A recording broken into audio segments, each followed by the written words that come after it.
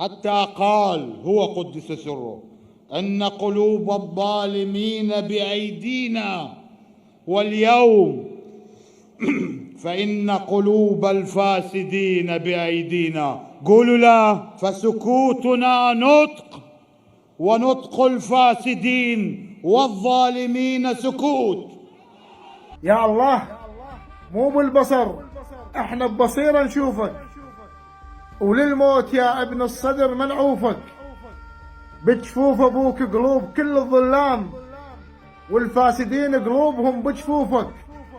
ويا ابن الصدر انت انطقت، واحنا الحكيك نفسره.